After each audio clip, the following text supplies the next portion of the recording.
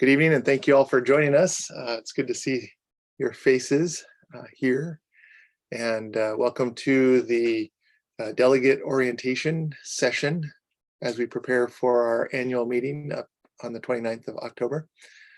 This will be sort of an overview of what happens at our annual meeting, and for some of you it'll be new information, and we are open to questions and comments as we go along.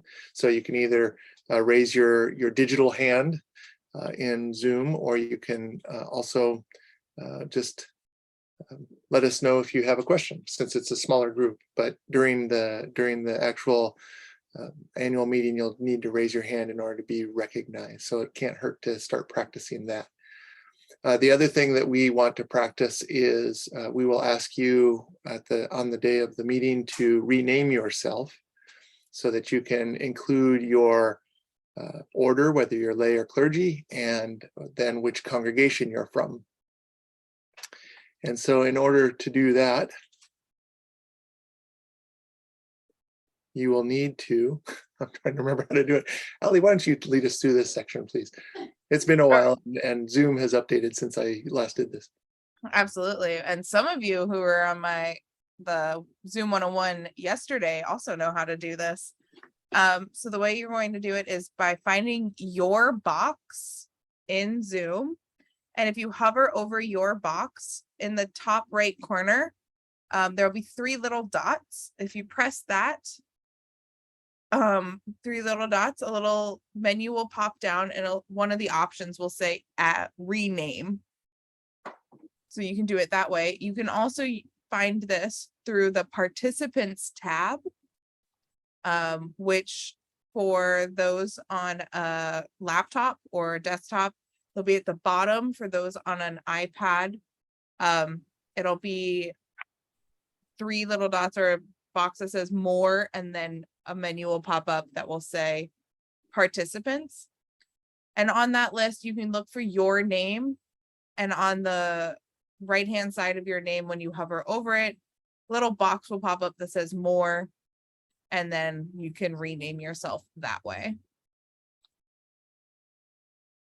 So those are the ways that you can rename. And we ask people to rename your first and last name, and then comma, your order. So if you're clergy or laity, and then comma, and your congregation and town or city of that congregation.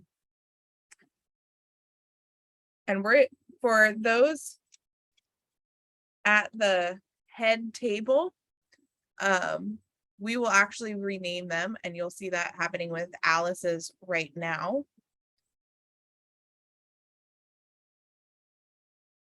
We will add an AA for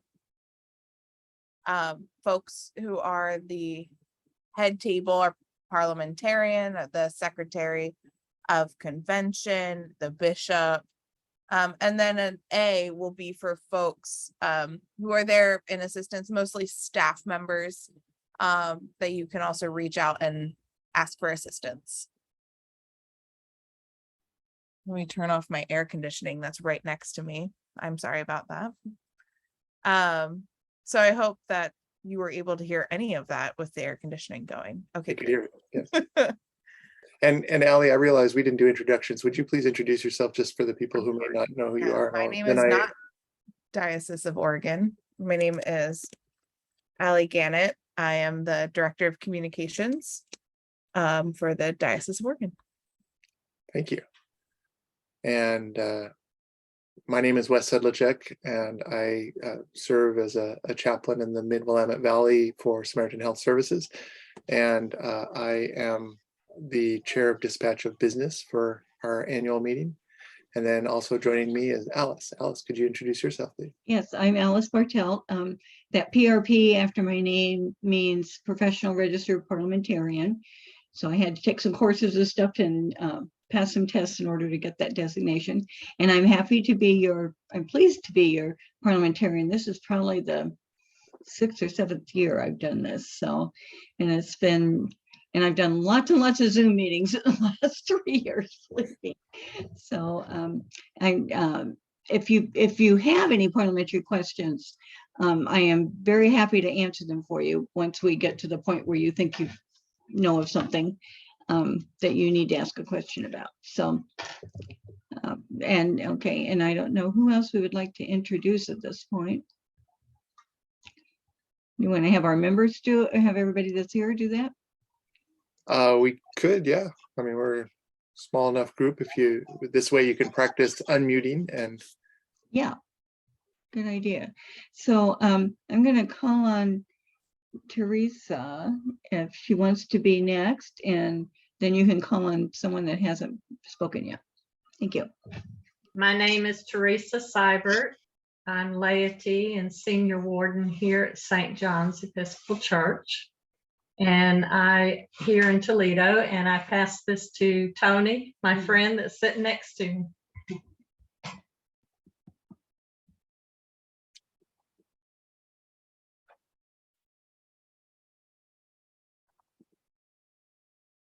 You are still muted.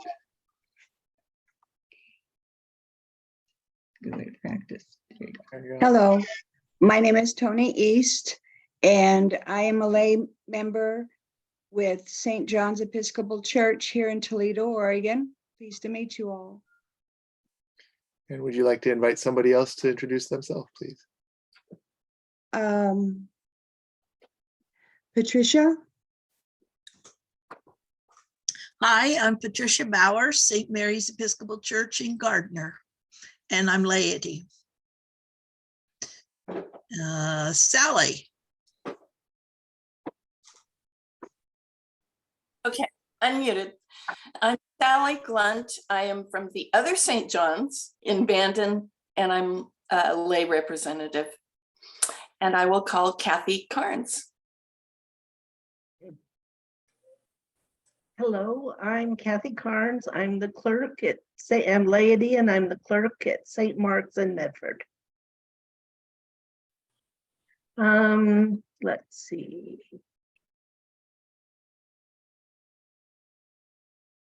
Barb Mason. Hi, I'm Barb Mason from St. Michael's in Portland, and I'm lay, and I call on Karen Oglesby. Good evening. I did a little traveling, but now I think I finally got a quiet spot. I'm Karen Oglesby. I'm from St. Michael's as well, and I'm laity in Portland, Oregon. Oh, sorry. Who hasn't?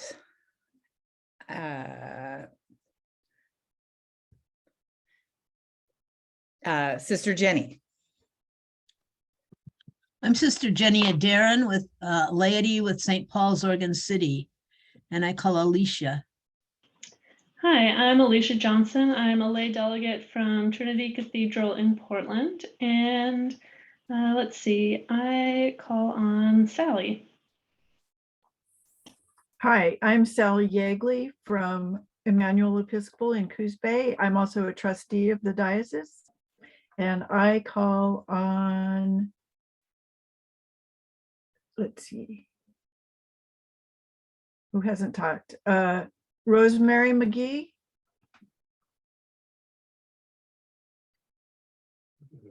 One minute. I'm eating my dinner. I'm Rosemary McGee, lay from Church of the Good Samaritan in Corvallis. And let's see, how about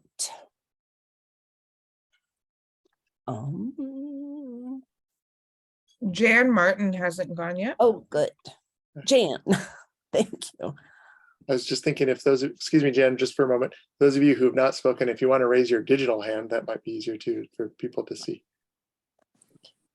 I'm Jan Martin. I'm senior warden and lay delegate at St. Mark's Medford.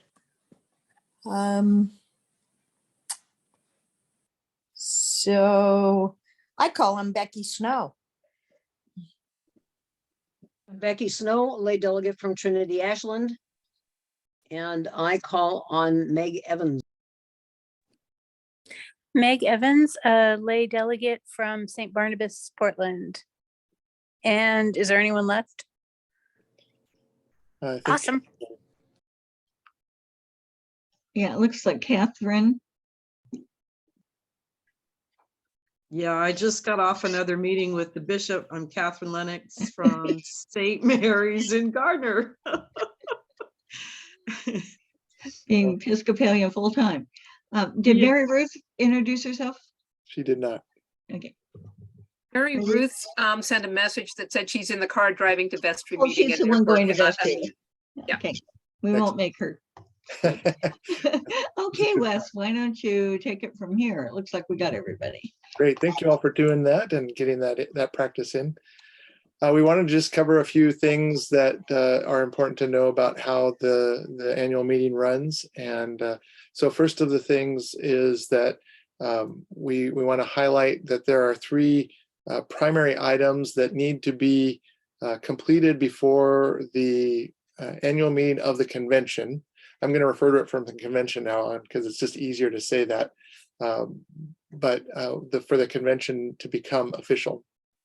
And that is, we need to have a credentials report in terms of hearing who all is represented and to get a quorum to know how many congregations are represented, that we have enough people to be able to operate. We then need to adopt our house rules. And you will have probably seen by now that there are some proposed house rules on the website. And so you can check those out if you have not already seen them. And that is what we will be adopting as our structure for how we will work together during this time. And then we will also adopt our agenda. And the agenda is what we have drafted to tell us the order in which we do things. And so it will give us some guidance as to how we go about our business. So those are the three things that we will start off with to get things in order. And from then we will move into the business of the convention. One of those pieces of business is to do voting and to elect our various representatives in the bodies that operate within our diocese. And so the bishop and myself will help to guide the voting process when we get to that.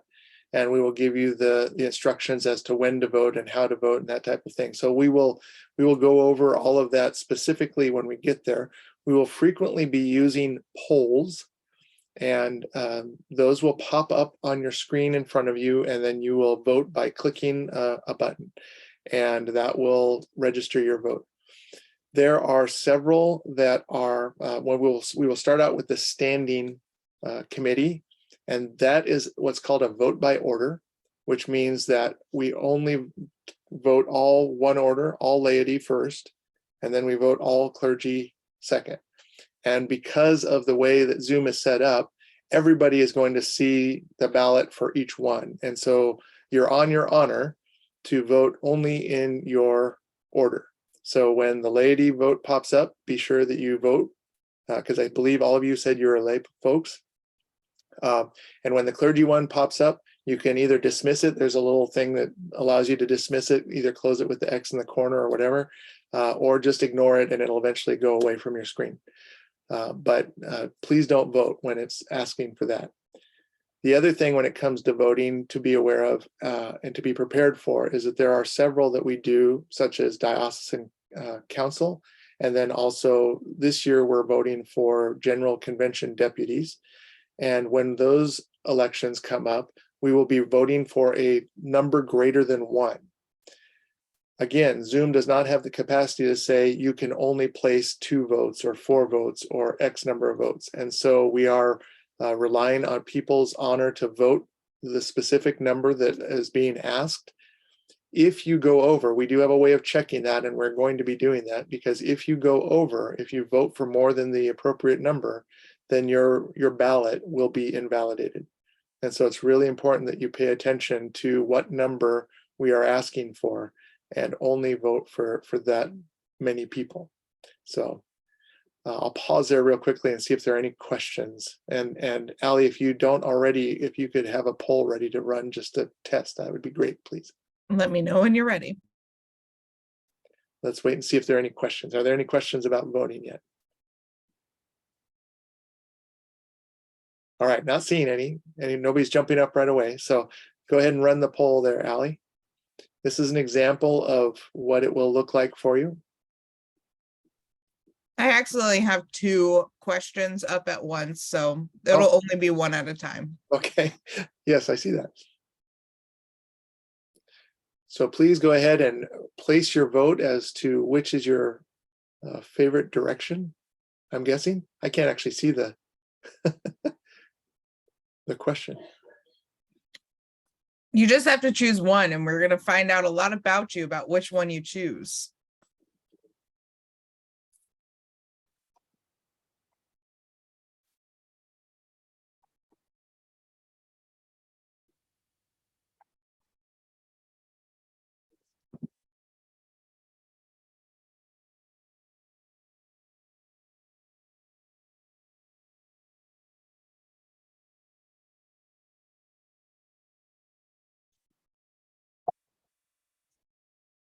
Am I still on? Can you hear me? Yep, we ended the poll after 1 minute, and now the results should be up. Okay, it has told me, I think Carol tried to log in and she's bumped me out. It says that I'm not in for some reason. We see you and hear you, Wes. Okay, excellent. Well, welcome. Anyway, so you get the gist of how the voting goes, hopefully, and you understand how that will work. And so we will then, you won't see the results like you are seeing today. We will have those not shared so that we can actually tally and make sure that everything is correct before we actually present what's called the teller's report. And we'll give everybody an overview of who has won an election or whether we need to do another election. So thank you for participating in this. That's the essence of voting in this setting when we're on Zoom. There are some times that we may vote by a show of hands or by consent, which basically means we will just wait to hear if anybody objects. So please keep your ears tuned to know what is being asked, because if we say we're voting by consent, if you object, unless somebody objects, we don't necessarily want you to object unless you really do object. If somebody speaks up, then we're going to ask you just for clarification or something along those lines. And then when it comes to raising hands, also please pay attention to what we're asking you to raise hands for. So yes, Barb, I see your hand. I was wondering if you decide on, you clicked on the wrong name, is it easy to change that without it coming up as 2 people or something like that? Is it easy to change on the poll what you put in if you put in an incorrect answer? Let's give it a try. Okay. That's a great question and a great option. Let's try it.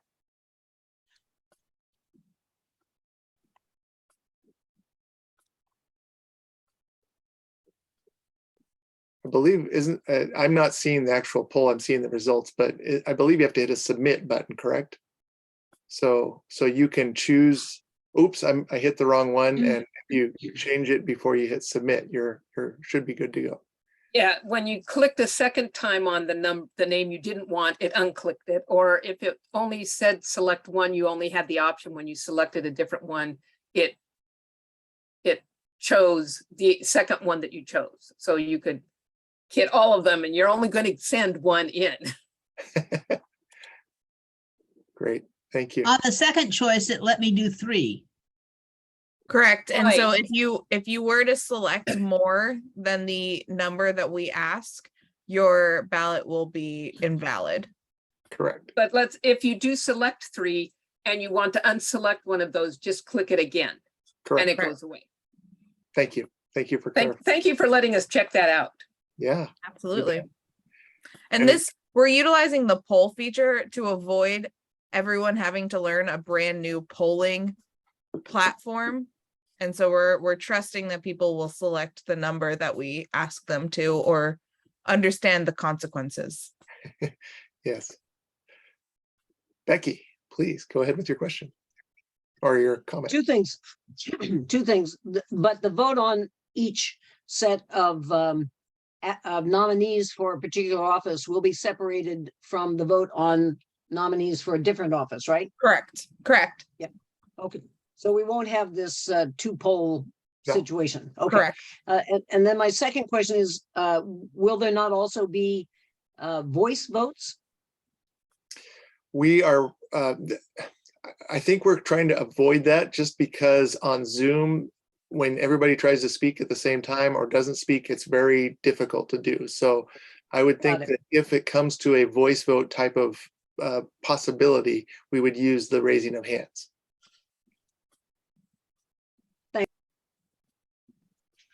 And for instances like the voting on the consent calendar or the house rules, those each have their own separate poll for in favor or against. Same for resolutions. Yes. Yeah, but that's a great, your question, Becky, is good to clarify that we do vote on each position individually. So it won't be all at the same time. We'll have our chair of the nominations committee who will introduce the nominees. We will ask if there are any nominees from the floor. And then once we get that resolved, if there are no nominees, and once the nominations are closed, then we will put it up for vote. And the poll for that particular position will pop up and we'll vote specifically for that position. And then we will, once that vote is done, then we will move on to the next position, introduce the nominees and do that all over again. So we do that each time. And then when, once we've done the initial array of ballots, then we will do a tally. We will conduct all that. And then a few minutes later in the agenda, we will have our first teller's report where we will report in the results. If there is a need for an additional election because somebody was not elected, we would run the polls again and give people a chance to vote again on the specific ones that need elections.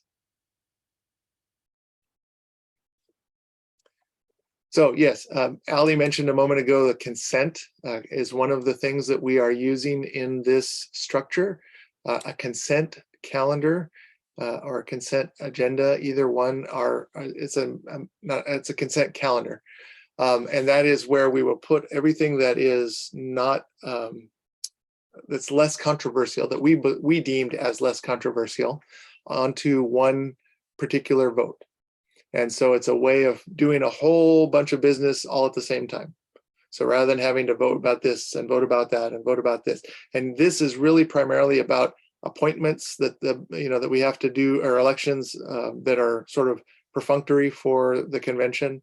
It's for recognizing appointments. It is for, I'm trying to remember what the third major thing on there is, but there's another piece that we have on this particular calendar. So if there is anything, when you see, I think that also is and will be posted on the website. If you see anything on that list that you would like to be able to vote on individually, all you need to do as a delegate is raise a concern or say, I want this pulled from the consent calendar because we need to vote on it separately. And that will happen. So if just one person speaks to that, then it moves something off the consent calendar into our general business, and we will take it up and add it to the agenda and move into that. So if you do not say anything, then what we will end up doing is voting on this big grouping of items, and it will just be one single vote. And we'll get a lot of business done in that way. And it keeps us from sitting on Zoom until 5 or 6 o'clock at night.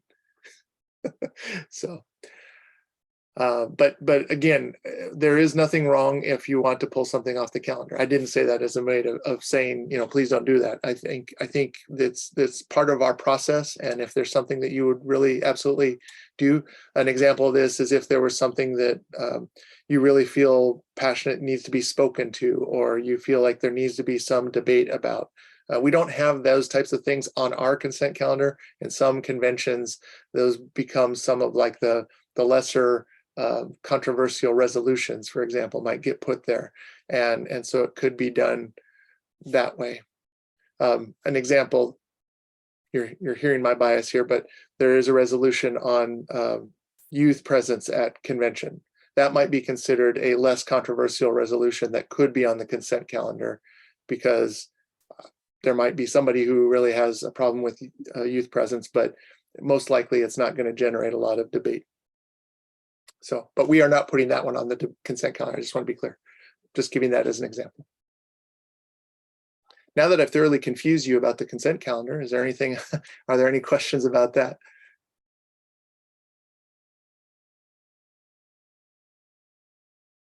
Okay. When it comes to speaking at convention, because we are gathered in this format, that is another case where you will want to use your raise hand function. When in Zoom, when an a digital hand is raised, that person jumps to the top of the line of the participants. You'll see at the bottom, you'll see there's a place where you can choose participants, and you can see the list of all of us who are in the meeting. And if somebody raises their hand, then that person will appear at the very top of the line. So it's a way of us being able to identify somebody wishes to speak. So we do ask that you use that if there's something that you'd like to speak to, whether that is to make a motion, to ask a question, to seek clarification, to make an amendment, that type of thing. We do ask that you wait until you are officially recognized by the bishop, who is the chair of our meeting. And once she has identified you or called upon you, that's your permission to unmute. And as you start to speak, please start by stating your name and which congregation you're from.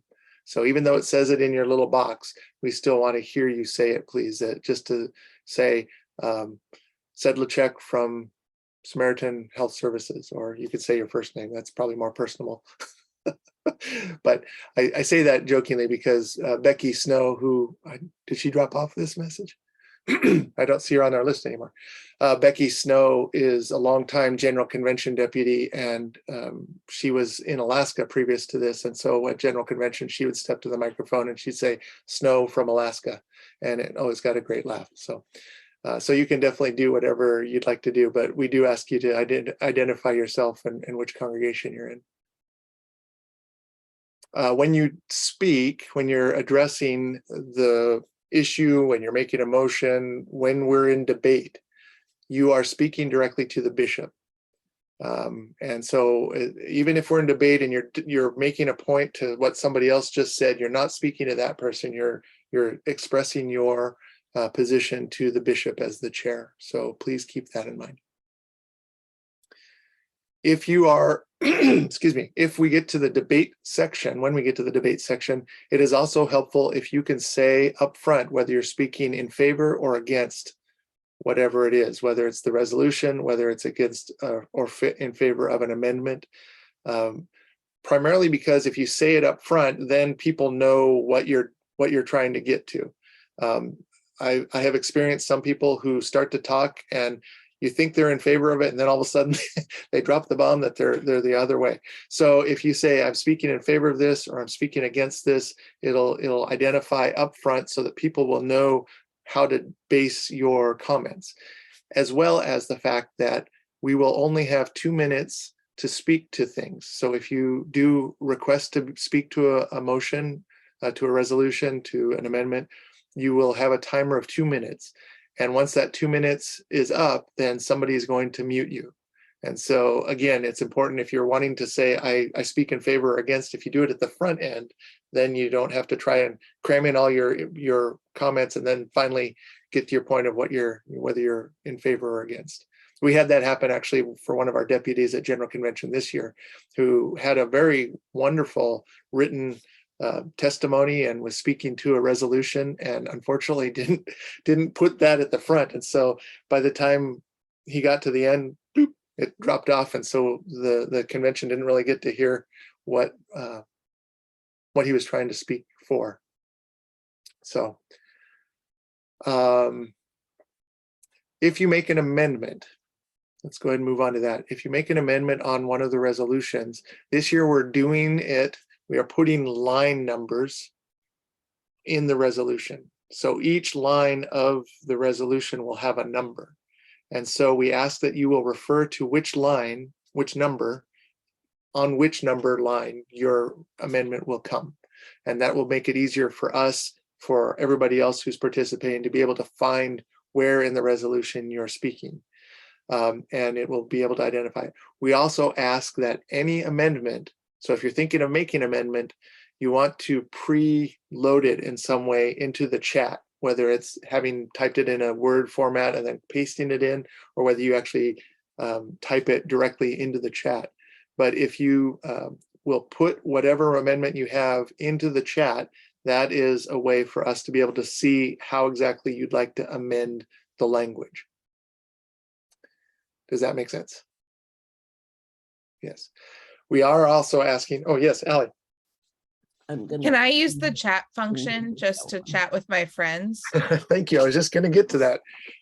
My comment sparked that for my own memory.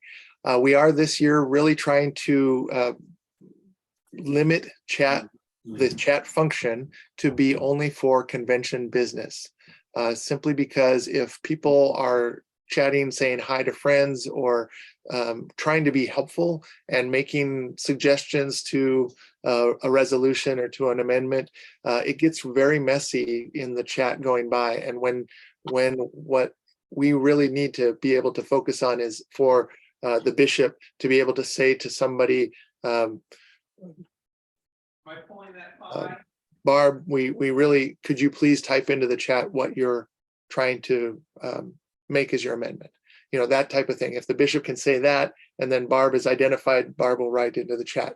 But if everybody else is chatting, what happens is the things move up, and pretty soon what we're trying to see has been moved out of the way. And so that's why we're asking people to really avoid using the chat except for specific convention business. Does that answer your question, Ellie? Yep. Wes, I have a question. Yes. Not that I'm assuming that I'll be doing that, but if we're proposing a change to an amendment and we're putting the text in the chat, does that go to everyone? So it can. That's definitely the a way to do it. You can also look for AA Laura Sheridan. I'm blanking on her. Campbell, thank you. Laura Sheridan Campbell. She is our secretary this year. And so it officially goes to her. Okay, got it. But if you just want to do it directly to her, that's okay. But if you do it for everybody, then everybody can see it as well. So either way, I think we'll be all right. Okay. Some people are more adept at being able to find a specific person to send a chat message to. And if that is you, then feel free to do that. And if that intimidates you, then go ahead and just put it in for everybody. Other questions about amendments or being recognized to speak?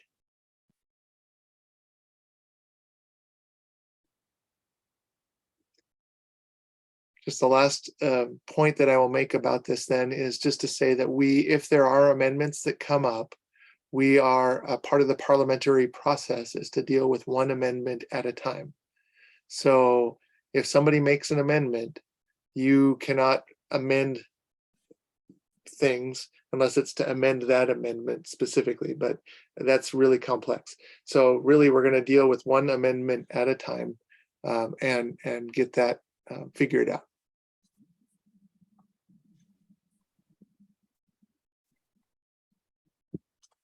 has All right. everyone registered? Everyone that's here has registered. Yes. Excellent. All right, I think that pretty much covers most of all. On the sheet that you have that you'll be able to access, did you post it actually in the chat? Yeah. So the sheet with the information on there, at the very bottom of that, you'll find a list of the parliamentary motions and the order in which they are operated. So in case you have any questions about, can I call for this, or can I make this motion or that, you'll see in what order or what priority they are taken. And so sometimes somebody will ask, if you have a question, sometimes you can simply raise your hand, ask to be recognized, and say, is it in order to, and then that way the bishop or Alice can advise the bishop as to, no, that's out of order, in which case then you'll be asked to wait. So there's no harm or foul in that. Wes, one thing that we talked about yesterday that I think might be really helpful for everyone is at the very beginning, when we do basically roll call, it's going to go pretty fast. So if everyone make sure they know how to get to the raise hand function, because that is how we will call what congregation and town, and then everyone from that congregation and town will need to raise their Zoom hand. And Okay. then we being the folks who are monitoring the muting and the raising of hands, will lower the hand for you. So if your hand is lowered, it's usually done on purpose from someone. Yeah. Just let you know. Same with muting. That's important to know, because sometimes people are like, wait, I had my hand up, and they try to raise it again. Exactly. So if it's been lowered, it's been done intentionally. Mhm. I know a couple of you did raise your hands earlier. Shall we practice that aspect for those of you? You can find it under reactions, and you can simply raise your hand that way.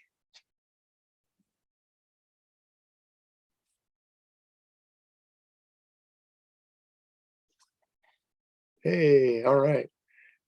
Very good. Well done. And then Allie, I think, just lowered them all. So there you go. I thought I saw one person with the clappy hands instead of the raised hand. There was that, yes. So there is a difference between the clappy hands that I've just done or the raise hand. And I think we can allow for some grace that if somebody accidentally clappy hands, that we'll accept that. But And you can have both, because the clap hands or the heart or anything will go down after a few seconds. Yeah. Whereas the raised hand won't go down until someone intentionally lowers it. yeah. So the raise hand is the best way, because that way it'll stay up. But if you accidentally hit one of the other ones, then it'll be there for a little while. So what other questions are there? What have we left unanswered for you?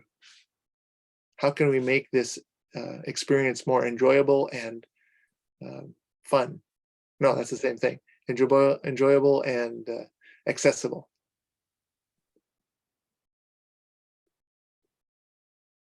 They're all going to be great at it.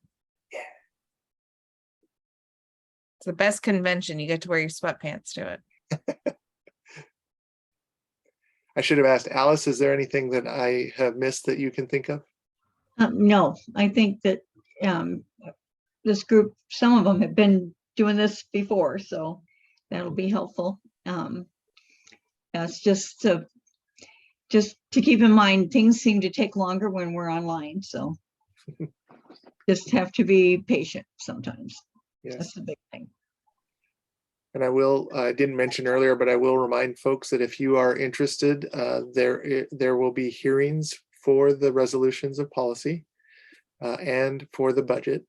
And so you can register for those and log in, much like you did tonight, and participate in the official hearings. And that is a time where basically we just give people a chance to speak to these pieces, and it's information gathering prior to convention.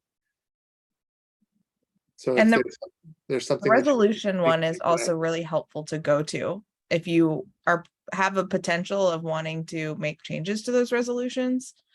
That's a really important one to go to. Yes. And in fact, the committee, I also serve on that committee. The committee will take certain comments into consideration and might revise things ever so slightly before we actually get to the convention when we present the resolution based on the testimonies. Sally, please go ahead.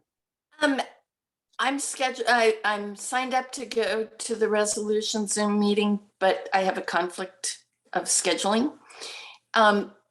Is it going to be recorded and can we listen to it before the convention? It will be recorded. It'll be up the next day because Okay. it's in the evening. The same with the budget one, but the budget one will then be up the day before convention. And at convention, there is a budget presentation. But Anne will not go through line by line. So if you really wanted to get into the nitty gritty of the budget, attending that budget hearing is important. And I'm pulling together those links right now for registration. They're also going to be in the digest, which I hope everyone here signed up for the digest.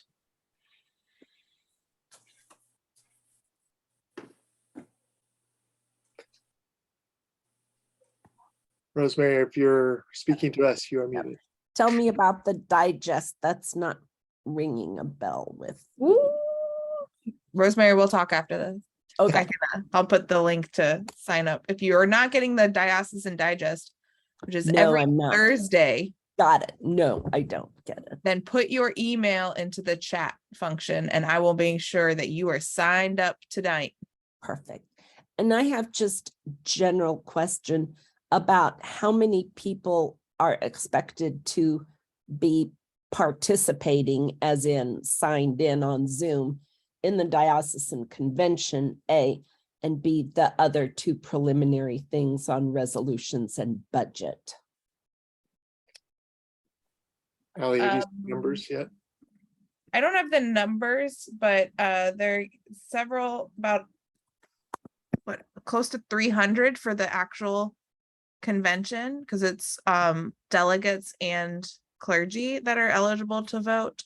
And the budget hearing and resolution hearing, I would imagine there's going to be like, I don't know, I think last year there was like 40 or so, but we only had one. I can check too. Okay, that's good enough. I just ballpark. Yeah, I would guess 30 to 50. Yeah. We might get surprised, but that's with 3 resolutions, there might be more people. And usually we operate that hearing similarly in the fact that people will have 2 minutes to speak. And so it sort of keeps moving things along, and we ask people to identify which resolution they'd like to speak to. So it operates pretty efficiently. Thank you. So Jan.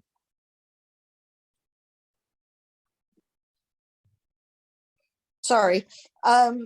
Just out of curiosity, should our alternate delegate also register? No, not unless they have to stand in. So this is to avoid having them accidentally vote. So it will be live streamed on our homepage, on the diocesan homepage, and on our convention homepage, and on YouTube. And if we pray all to the YouTube gods, it will work this well. It will be on Facebook as a backup like last year. So it will be live streamed. The best place to find it will be on our homepage for diocese-oregon.org. And all of this information will be in the coming weeks or week and a half in the newsletter and the digest. Okay, thank you. Mm-hmm. But you raise a good point that I had neglected to mention, is that, you know, when we have gathered in person in the past, we have on the floor, you know, people who are sitting around the tables. For us, we are counting anybody who logs into the actual meeting registration as being on the floor. And so that's why we have it separated for the people who are official and have registered. And then the other folks get to watch by live stream, because then that way, as Ali said, they don't accidentally vote. And we also, because of this format, we've had to do a couple of things. One is that's why there can't be a late change necessarily of delegates, just because to get somebody changed that late. I think the deadline for registration or changing delegates is Thursday, the 27th. And so any announcement of a change in status has to be done by that Thursday. And then another thing that this online format keeps us from doing is accepting any late resolutions. So sometimes people have resolutions of policy that they want to submit at the last minute because of something time sensitive has come up or whatever. And unfortunately, we cannot do that because we don't have a place to have a hearing after, because we would have to vote on it as a convention as to whether we would even accept to listen to it. And then we'd have to have a time to have a hearing, and we just don't have that flexibility. So that's one of the things that we lose by doing this online. That's part of the convention geekiness that I was talking about earlier. I think I said that out here, didn't I? Was that another meeting? I've lost track. What else? Is there anything else?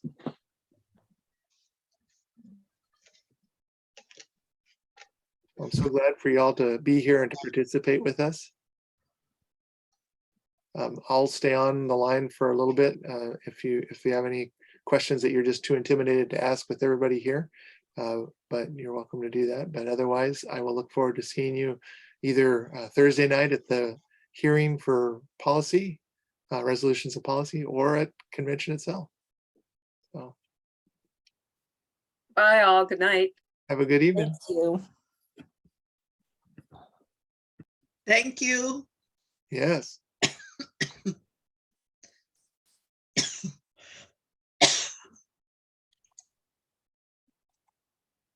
Jenny, do you have a question at all? Or are you hanging out?